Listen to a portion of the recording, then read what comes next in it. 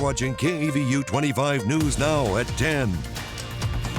Good evening and thank you for joining us. I'm Amaya Norman. And I'm Trenton Whiting. A person in a stolen ambulance led police on a chase through the San Fernando Valley Friday night. According to LA City Fire, the ambulance was stolen at the scene of an incident. However, details on how the theft occurred were not immediately available. Several LAPD squad cars then trailed the ambulance as it drove with the emergency lights on. Authorities said no patient was inside the ambulance during the pursuit. The California Highway Patrol eventually took over the chase and later took the pursuit's suspect into custody after using a spike stripe to disable the emergency vehicle. All right, well, it's not going to be a white Christmas, but I don't know if you know, in Texas, that's pretty normal. Yeah, we wear shorts. Yeah, on wear Christmas. shorts. Yes. It's okay. That is normal. Exactly. But we'll check in with Trey, who may have a little bit more insight. Trey, it is warm. Yeah. Are we wearing shorts this week, all week, and even on Christmas Day. Yes, so sir. it's a Texas, South Texas tropical Christmas. But we have some fog out there beginning to form along the coast. So if you're out driving early, be careful because visibility is going to be low. It's 73 degrees on the outside currently. So the winds, that humidity way up above 90%. And our highs today 82 degrees. Low this morning was 46, so it's nice and cool. And normal are 67 to 45. Our normal low will be pretty much way above coming up for the next several days, and high temperatures in the 80-degree range. Any rain this coming up week? What about your Christmas Day? Exactly. We'll take a look at that coming up later on in the full forecast. Back to you guys. Thank you, Trey. Now to the plane crash that killed a NASCAR legend and his family.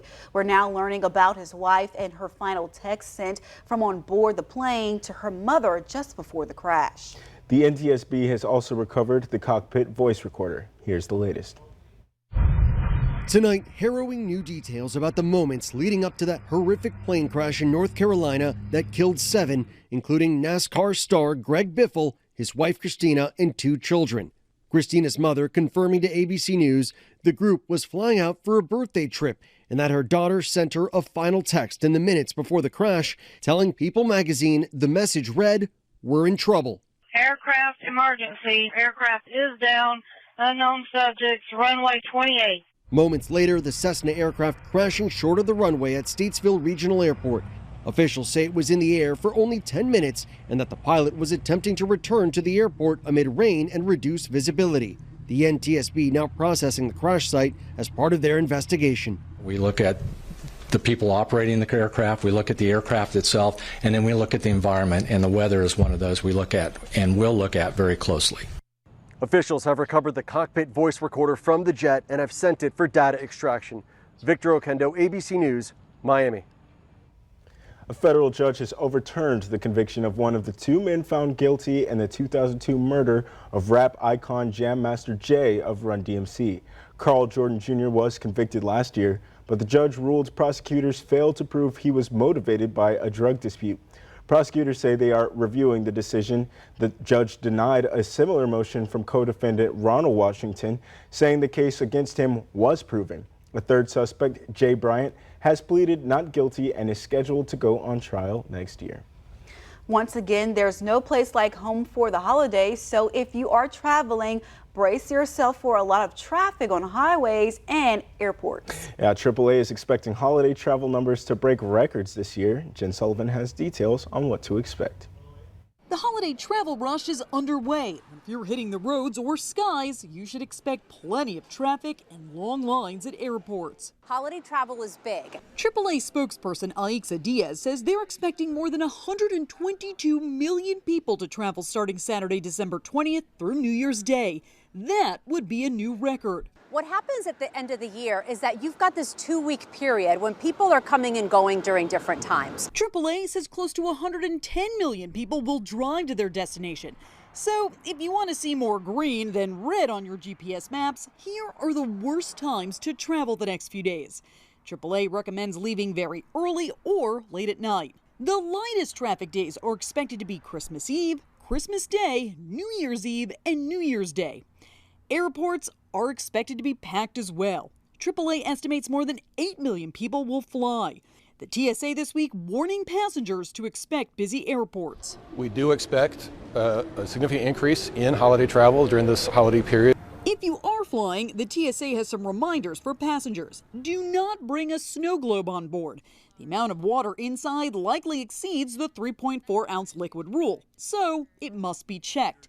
They also discourage people from wrapping presents. Anything that's fully wrapped, our officers who screen the checked baggage may need to unwrap this in the checked baggage screening as well. Instead, they suggest putting gifts in bags like this so TSA agents can easily screen what's inside. Here's the good news for travelers. Gas prices are cheaper than last year. As of Saturday, the national average for a regular gallon of gas was around $2.87. In New York, I'm Jen Sullivan reporting.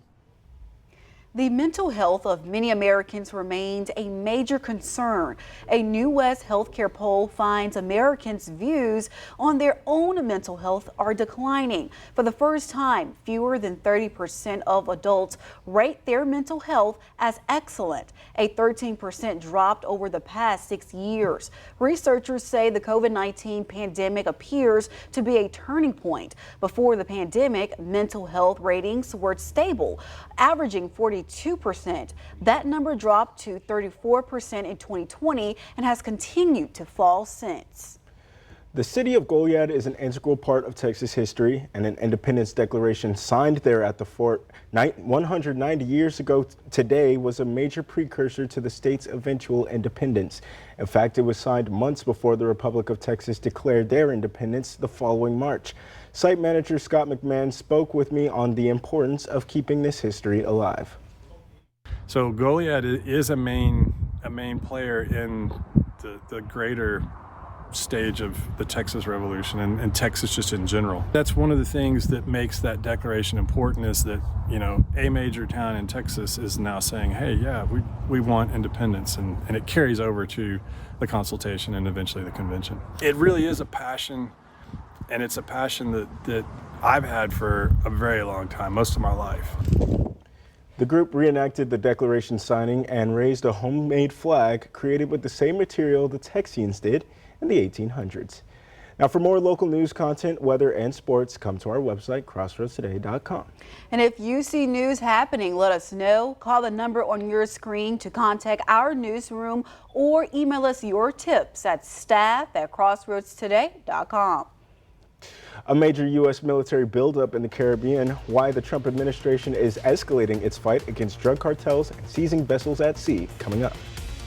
And visibilities across the crossroads are beginning to fall now as fog comes in off the Gulf and moving into Victoria area and points to the north.